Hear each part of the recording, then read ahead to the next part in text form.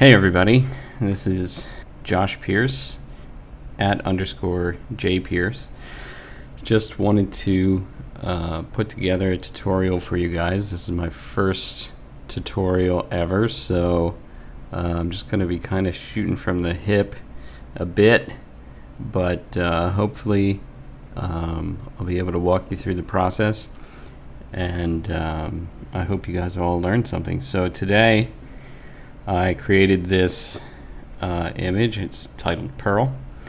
I was using Cinema 4D and Octane Render, and I'm going to walk you through how I created this image, and hopefully you guys can learn some stuff and create some cool artwork. So everything here is done with C4D, RD Textures,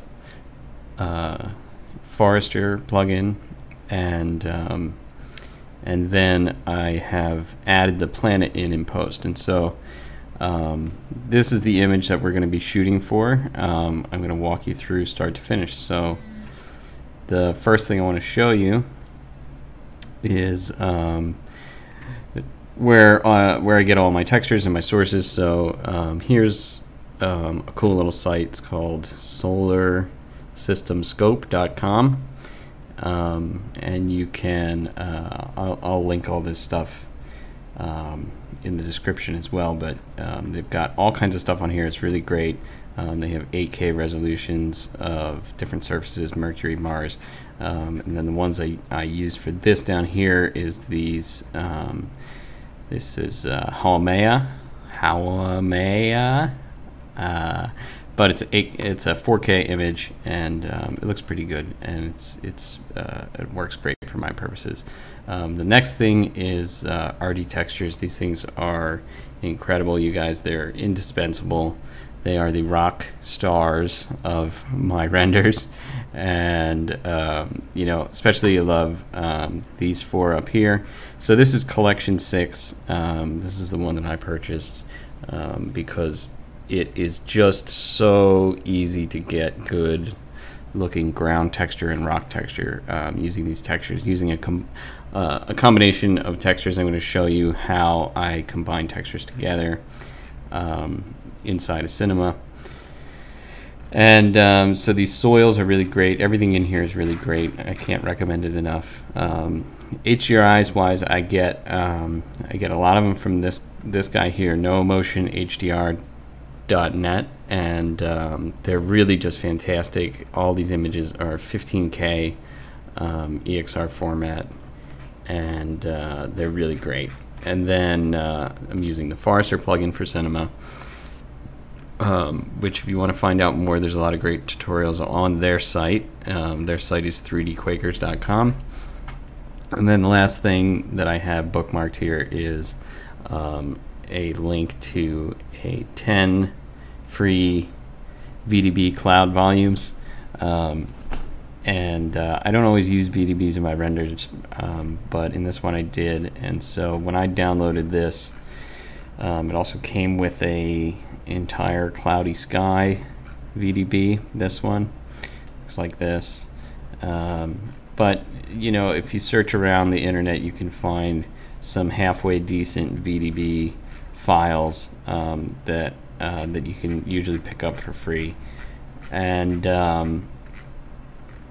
you know, they're not great if you get the camera real close, but they do look good. And so I'm just going to show you here. All I did with this planet texture was I came in, dropped the texture on a sphere with the diffuse and the bump at 50% power, and then just popped out this render, and then I comped it in post because it's just easier that way. It doesn't cast. So let's get started, because you all came to see the techniques. So what I do first is I grab a plane. I like to work at 4000 by 4000 for my ground surfaces. Feels like I have more room to work with, just with the default objects and everything. And then I set my segments around 250, 250. And then I have a nice segmented plane. I usually switch right over to hidden line. I think is the best for this, for when I'm working inside of Octane, because the materials get really dark and it's very hard to see. But actually, I'm just going to leave it like this for now. I'll leave it on Gerard. Gerard, is that how you say that? I've never said it out loud before, so here we go. So then what I do is I hit this, you can use C, break it apart, and then under here you can find this menu under Sculpt, which is here. And then there's brushes, and what I do is I just grab this, I undocked it, and I have it set up over here. These are all the sculpting brushes inside of Cinema. I really like working with the sculpting brushes. And so what I'm going to do is I'm going to create an area for our pathway leading up to the tree. That's going to be the first thing that I do, and then I'm going to work the details around the outside, and then I'm going to create a little hillside back here for the background trees. So I'm just going to use a pull brush, and if I use the pull brush and I press left mouse on the pull brush, it's going to raise up an area. So I don't want to do that. I want to make an indentation into this where I want my pathway to be. To do that, to reverse the function of each brush, you just hold Control. And so I'm going to hold Control, and I'm going to make a little circle first. And it doesn't have to be perfect. This is all very organic looking. And then I'm going to make a little pathway like this, just a little S shape, curvy shape. And you know, I don't think I like that too much. I think my brush is a little too strong, so I'm going to reduce the brush size strength. Now if I hold middle mouse button, I can increase and decrease the brush strength by moving the mouse vertical and up and down. And if I want to change the brush size, I can hold the middle mouse button again and move the mouse right and left, and that'll make my brush bigger and smaller. So it's a lot easier than going into these sliders. There's a whole lot of features in here that are really great and really fun to play with, but most of the time I stick with just the basic stuff. So this is the sculpting brushes kind of 101. So I'm just going to use a sort of a weaker brush and smaller, and so I'll try to draw my, okay, that's probably too light. So this is, you know, you kind of play with this a little bit, and sometimes yeah, so make my little circle and do my little pathway here and just go over it maybe once. And now I have a little indentation. I still think this brush is too big, and I think I'm making my circle too big. So I'm going to move, I'm just going to see how I can get this. Let's do a little smaller, and then maybe, yeah, a little bit more like this. Okay, that feels a little bit better in terms of scale, because now when I bring my camera down and look, I can see that I have this pathway leading up to this little thing here. And that's kind of the basic shape that I'm going for here. And so I'm going to grab my pull brush again and start raising up the area, a little hill for where the tree is going to be there. And now that I have the basic shape, I can start working in. And I just kind of scribble in some little hills here, just variations in the surface so it doesn't look so flat. And it's going to be pretty flat, but we don't want it to look perfectly flat. So it's nice to have these little extra bits of, you know, sculpting detail added in. And if I don't like something, you know, I can push it back down. But the idea here, and this is important for a later step, is that everything that I want to be dirt pathway, I want it to be below a certain level. And so sometimes I just take a disc and I grab it and make it bigger, and this is where, yeah, this is where hidden line is going to be easier to see. So I only push down where I want my path to be, and then everything else is pulling up. So I can see, you know, if I'm back in here with my pull brush, I'm going to pull down on it a little bit there, and I can see this is where I want my path to be. So it's a level horizontal plane that divides the dirt area from everything else. And there's other ways you can do that, but this is really the easiest way that I've found to do it. And so now I'm just going to go back. Okay, I don't need this anymore. Now I'm just going to go back and add in some more hillside back here. So we'll use a bigger brush, make it a bit stronger. It's too big. Okay, and then we'll just put some hills back here. And so now we've got a hillside that's probably too much. Probably doesn't need to be quite that big. And you know, the other brushes in here are really great. Wax is a great brush, just to add more surface onto it, and they'll give you different types of looking detail. But I'm not going to get too much into the sculpting brushes. If you want to see a tutorial more about the sculpting brushes, I'll probably be happy to do that in the future. So that's about it for the sculpt of my surface here. This is maybe a bit too bulbous looking, so we'll just maybe flatten it a little bit there. Yeah, that's a good word. Bulbous is a good word. So so that's about it for our sculpting here, and the next thing I'm going to show you is I have a bunch of materials already set up. These are the RD textures that I showed you at the beginning. So here we go. We're going to try out soil 10. Let's try soil 10. And then I like to kind of just load in all these materials at once. You know, I spent the time to save these out as presets. Saves me a lot of time. And let's see, we're going to use Rock 15. And the way you do that is under here, under this create menu. See, it takes a second for Octane to generate these materials. So setting them up individually every time I want to do a render can be a headache. So it's easier for me to just use this save material preset. Once I have the material the way I want it to be, I just save a preset and then it ends up in here. So I'm going to use these two materials, and then I have another one for my plants. It's called this Greenery 2. And then I think that's all the materials I need right now. So I'm going to go ahead and bring in a daylight, and let's see, I know I want my sun to be somewhere over here, and you can see my aspect ratio is not right. So I have another preset for my Instagram style renders, which is 1080 by 1350. So I have that set up, and then I like to use this, hit Control V or Shift V rather, go in here, set this view opacity to around 75 so that I can get black bars, so that I can actually see where my image is going to actually end up in the output.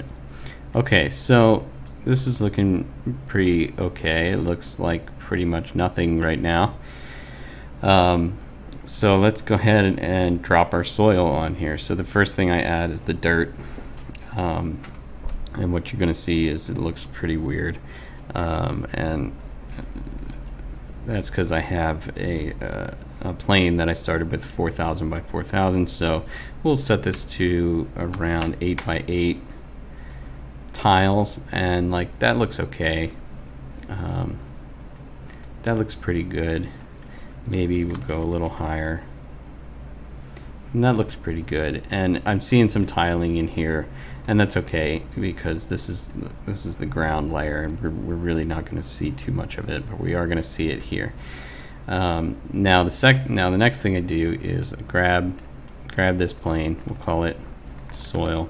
We'll duplicate it and call this one rocks, and we'll take this material and overwrite it with this rock material. And we're going to see it do something like that. Yeah, so that's pretty cool looking. I mean, this is pretty cool looking already. Oh, I just changed my tile. So we're going to set this a little lower, probably around 5 by 5. And that seems pretty all right. And what we're going to do now is we're going to go back to our sculpting brushes, grab a pull brush, and reduce it in size. And now we want to clear out the rocks from our pathway here. And the way we do that is the same way we sculpted the pathway. So I'm just holding control and pushing down. So I'm clearing out the rocks from where our pathway was. And you can't really see where the pathway is right now, but you will be able to see it soon once I add in more vegetation and everything. And what you can do here is, if I'm using the node editor, grab the displacement, and I can adjust this mid-level, but I'm actually going to also boost this up, maybe to 65, maybe to 75, to give it some more depth. And then I can adjust the mid-level, and when I adjust the mid-level, what you'll see is it rises up and goes below. So this is somewhere in the range of where I want it to be. Here I have nice brown areas, areas of dirt, and areas of rock. And then I'm gonna just go ahead and mix them together a little bit, just artistically with the sculpting brush. Removing some here, removing some here, removing some here, and then some on this side, so that it's not so uniform. But we like to have this field have some scattered rocks in it, as we had in our original image. You can see there's a few rocks here and here, little here, little right here. So this is how I accomplished that, and this is probably fine for now. If there's any glaring, well, let's see. We don't really want any rocks to be in here where our tree is going to live, so we want to get rid of them there. So now we have a nice clear path over. Okay, so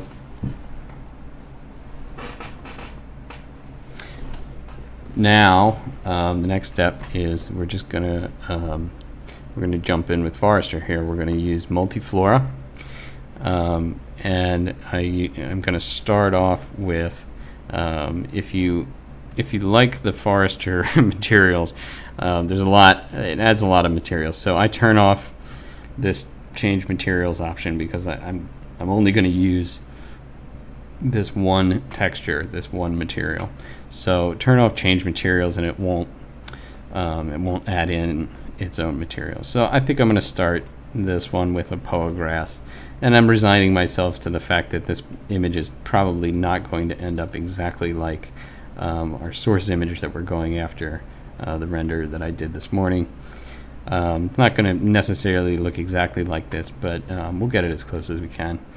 So I'm going to start off with a Poa, and I'm going to grab Octane Scatter, and then I'm going to use two MoGraph effectors. The first one is a plane, the second one is a random. And the first thing I'll do is set this plane effector to be scale, uniform scale, -1. So, and then I'm going to set the fall off to be linear Y+, and a Y size of about 5. So, and then the random effector, I'm going to go into the parameters, turn off position, turn on scale, use uniform scale, go about 0.4 with a rotation of about 900. And now I drop my Poa into my scatter, and then I'll use, for my scatter source, I'll use my soil.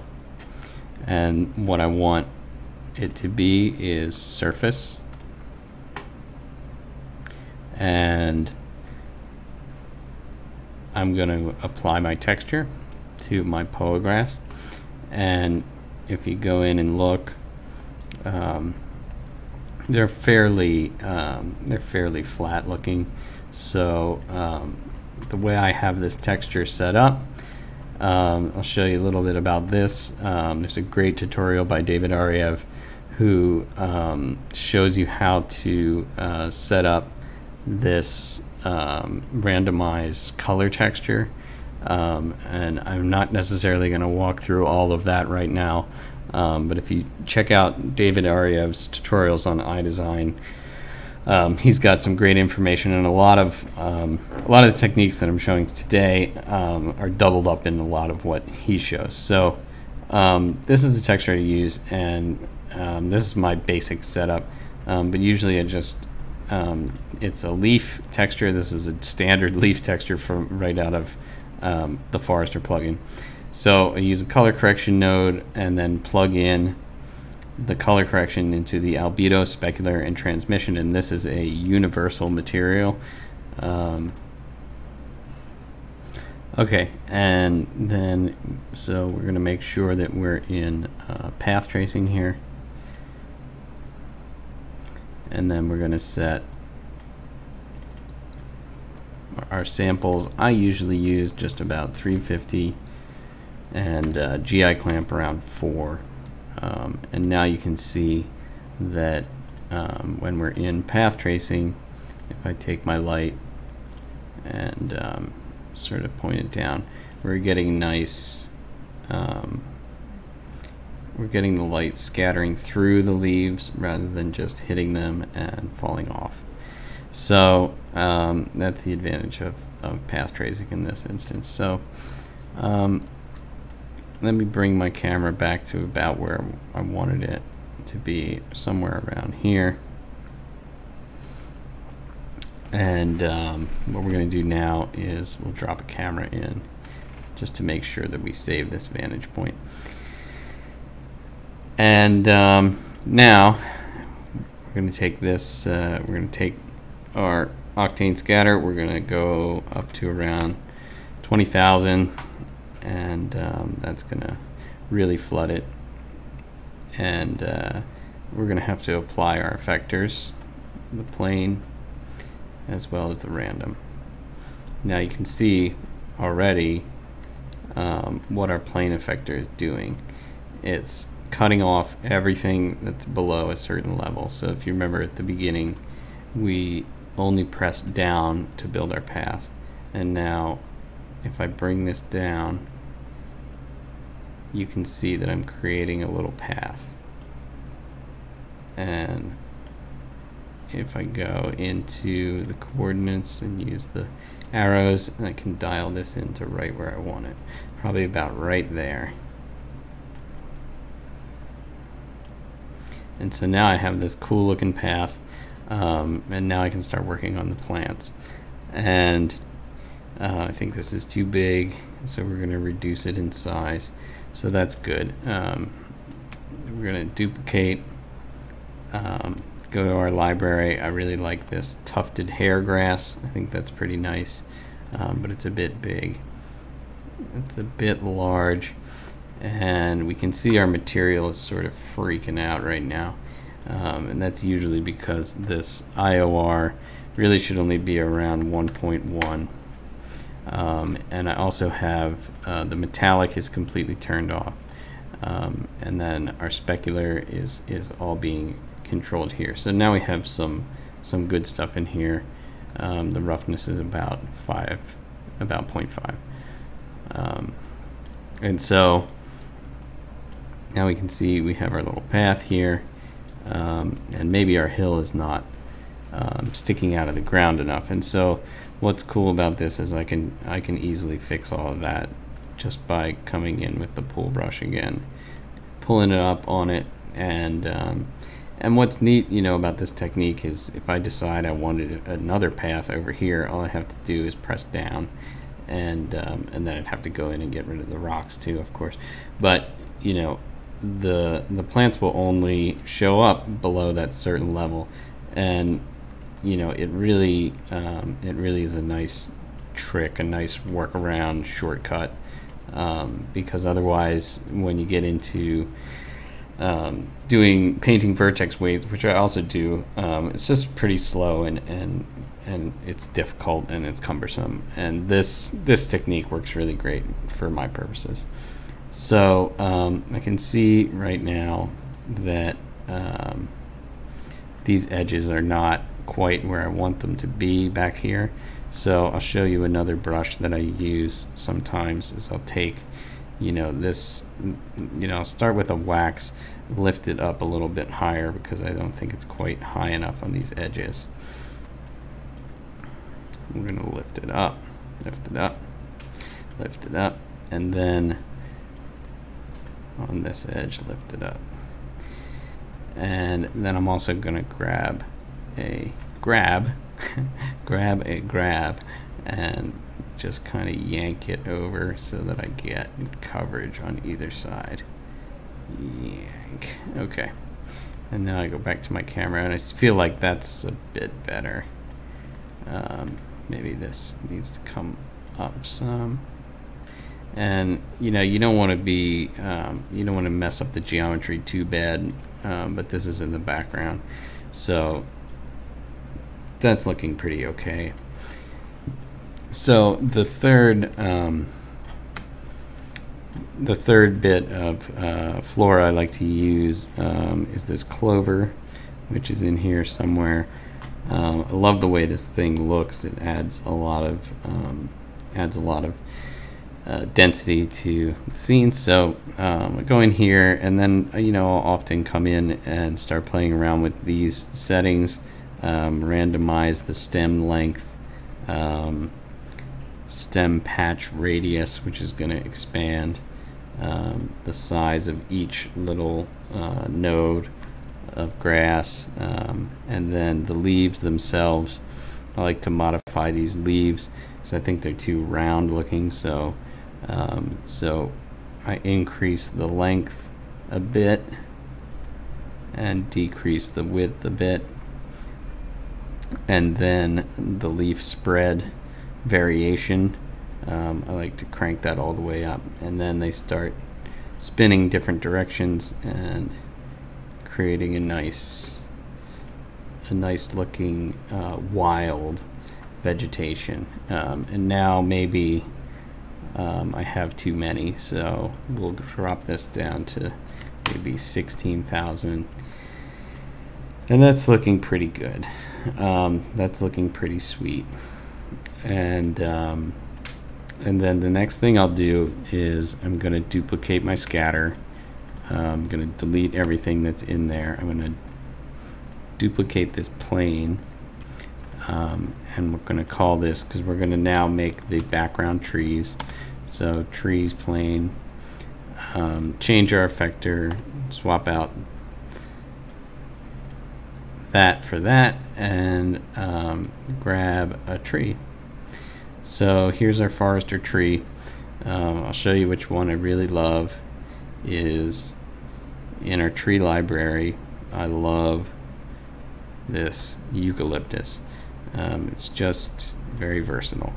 So I'm going to go to my viewport levels, change it to 4, and I've got a nice tree. Now I'm going to add my leaf texture, and that's already looking pretty good, pretty decent. And we're going to go ahead and we're just going to use this tree for our central tree. And so we're going to put it up here on our little hill that we made, and we're going to make it a bit bigger.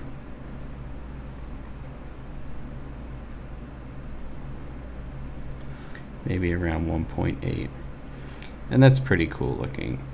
Already we have something that looks pretty neat, and we're going to adjust our camera a bit. I like to use these the different modes. There's a cursor mode, a camera mode, and an object mode. And when I'm in object mode, and I rotate the camera, it's going to rotate around the object. To reset the view, Control Shift Z. But when I'm in camera mode, You can also find these here under navigation, cursor mode, cameras, navigation, cursor mode, object mode, camera mode. But I have them pinned up here because I use them all the time to switch between different cameras. So when you're in camera mode, it allows me to just look different directions. And so when I'm centering up a composition, I don't want to be pivoting around the central object necessarily because the camera goes haywire. But because sometimes I just want to tilt the camera up and down or left and right. And so I use this camera mode a lot. So I need to tilt this way just a bit and move over and tilt so that I keep my background in the frame. So here's our central tree, and we're going to go ahead and just reuse our central tree for, we're going to put it into our scatter. And now we're going to have 1,000,000 billion trees, and thankfully my computer is going to play nice today and allow me to adjust this count back down, because right now we have 16,000 trees and there's a lot of polys happening. So we don't need that many either. We probably only need about 350. And you can see they're shooting every direction. So this normal align will straighten them out. And now I'm going to use the trees plane. Now remember, I lifted up this hill in the back, so we're using the same principle with the plane effector. And I'm lifting it up and lifting it up so that I'm only seeing the ones in the background. So from a bird's eye view, and now I want to be back in cursor mode, see? And I can see by using this plane here that I'm only putting trees here, and that's what I want. I only want to put trees up there, and these trees are way too big right now. So we're gonna go into tree size, set it somewhere down around here, and we'll go even lower. And let's go back to our camera, and you can see I didn't really set this up too great, but that kind of looks cool. I actually kind of like that. But we're gonna grab the soil again and start lifting this area up so that we get more trees over here. And probably what's happening now is I just don't have enough because I'm cutting out so many of the objects. So there we go. So now I actually have a little bit in here, a little bit over here, but let's continue to lift up our hill and adjust where we're allowing the trees to be propagated by moving this plane, sliding this plane out, sliding this plane out. Okay, and I actually kind of don't mind there being a little clump there. I don't know if it's going to end up in camera or not, but so there's a little bit of it, and that's kind of cool. Let's see, we probably need just a few more.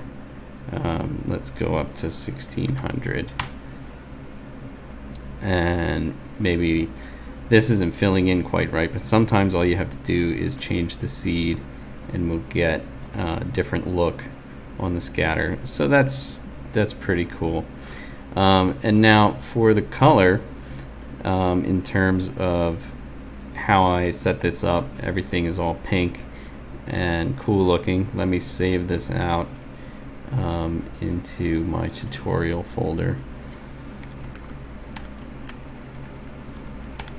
I have everything set up for autosave, so just in case if there's any crashes, I don't really lose too much. But let's see. So now we've got our pathway, we've got our background trees, we have our main tree, and let's go in and I'm going to delete this node. So how I'm going to set this up is I'm going to use color correction, a color correction, a mix node, and a random color. So how I'm going to do this is I'm going to set the outputs to albedo spec, and transmission. And then I'm going to set each of these color correction nodes into the texture, and this one to here, and this one to here. And so now I have one image being color corrected in two different ways, and then each instance of the scatter is going to pick between either A or B color. And so for the first color, I'm going to set the hue down towards something that's pretty pink and a bit more saturated and a bit lighter in the gamma. Too much. And so I play with this, and then the same thing here, something down here in the pink range with more saturation, and maybe it needs more gamma. It's looking very white. This is very white. This is not saturated enough. And so this is looking pretty orange.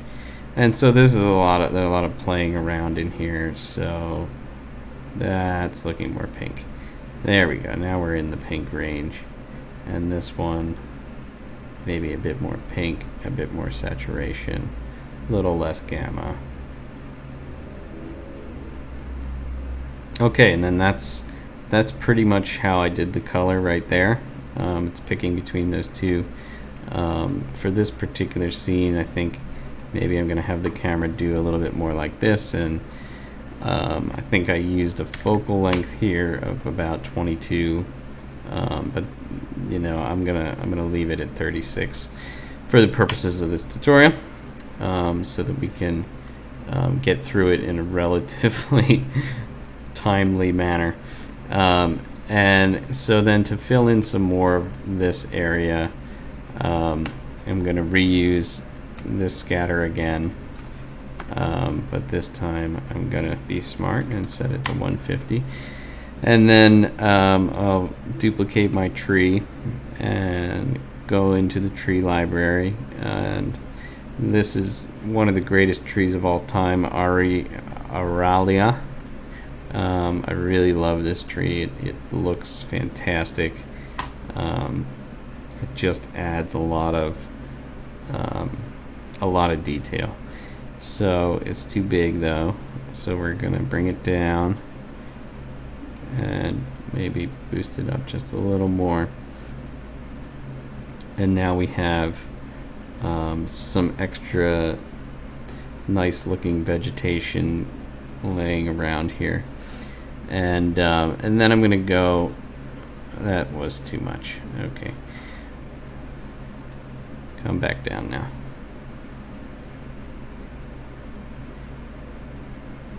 Now with my screen recording and Octane running all at the same time, the computer's starting to heat up and slow down. I've got a lot of clones going, so hopefully everything holds stable. I think I don't have quite enough here still. Maybe I want this at around 18. And there we go. Because I want a nice, I want a nice differentiation between the path and where I have my vegetation. So what I'm going to do now is go in and work on this tree a little bit more, because it's pretty generic looking. The first thing I want to do is reduce the prune parent of branch level 1. That's going to reduce this down. So I want this to be a big, thick, stately tree. So I'm going to have my trunk radius, I'm going to boost that up. So I have a nice sturdy looking tree. And then I'm going to start adding more branches on each level to really fill it in. And maybe I actually want fewer branches here. Let's look at our tree. Yeah, so I had sort of fewer branches branching off the main trunk, and then more branches as I went higher up. So fewer branches, more branches. So we're going to increase branch level 3 up to about 6. We'll double it, and that's looking pretty much okay. I actually really like how that looks now. And then I'm going to do the same thing to the leaves that I did with the clover. Rather than having them be so round, you can see they're a bit round. We're going to reduce the width slightly, increase the length slightly, and now they're a bit more natural looking. So now it just comes down to lighting. So I can grab this, I'll use a targeted light, pull it over here, set it to be fairly red looking. So I get a nice fill effect. I can increase the size, and you know, this is pretty rough work, just because I just want to show you the main techniques. So I'm still struggling with getting this to be right where I want it to be. So I'm sliding, okay, and you know, that looks pretty great. And I'm just gonna grab a sky now. I want to show you how I put this sunset in the back. I showed you the No Motion HDRI site.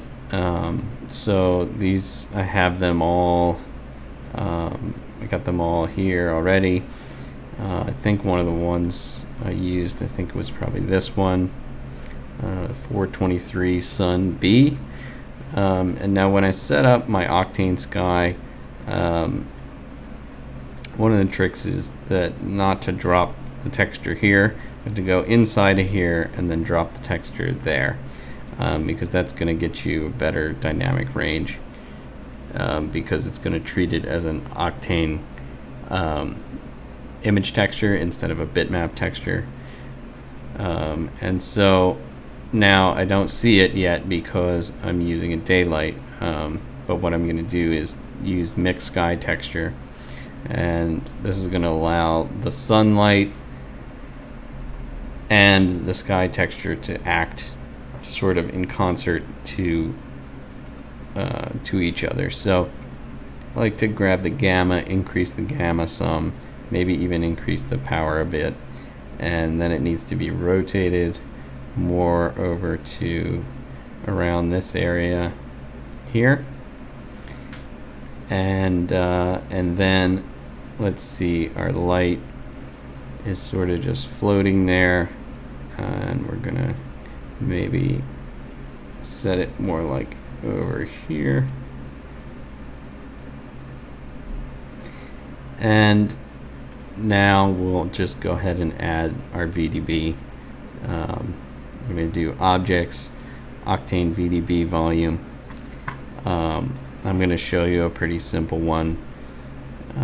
You want to set this to hectometers, and let's see, we're going to go in here, and where do I have my VDBs? In here, and we're just going to use one of these simple ones for now.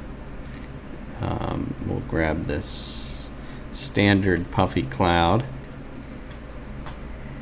and you're going to want to set up your medium to be full white on the absorption, full white on the scattering, and let's see, can't really see it right now. It's right here, and it's pretty small. And so what you can do is, if you grab the scale tool and try and scale this, nothing's going to happen. So what you can do, there's a nice little workaround, is to use this coordinates tab and set this to around, let's go 4 by 4 by 4, and it'll boost it up for you. So that's a nice little workaround. And then I'm going to tuck it back here, and then let's see, bring it up, bring it over, and let's see, this is X, so let's drag this out to 6, maybe 8. Can I get away with 8? So that's fine, that looks fine. So we're going to drop it back, tuck it back in here somewhere, and then duplicate over, the second one, and then we'll duplicate one more over here, maybe a little closer to the camera. And then we're gonna grab all of them and reduce the density. So you bring the density down, down, down, down, down, down, down, down, down, down, down, down. So now we have some fog back in there, and that looks pretty okay. That was pretty quick. We were able to get that done pretty quickly. So we have our fog, we have our sky, we have our tree, we have our path. I'm not crazy about this little patch of dirt here. So one thing you can always do is mess with the seed and play around with the seed of your scatters, and to get something that you like. And I do that a lot when I work with trees and forests. So I'm seeing a lot of the clover and not enough of the POA, and that makes me suspect that this POA is probably too small. So we'll bring up the POA, decrease the clover size a bit. Maybe this hairgrass is too small too. Maybe I just need a few more. Let's bring it all the way up to 20. Okay, that's pretty cool. Now it looks more filled in, and that looks pretty great. And so I'm gonna hit render on this, and we'll check out what it looks like in After Effects.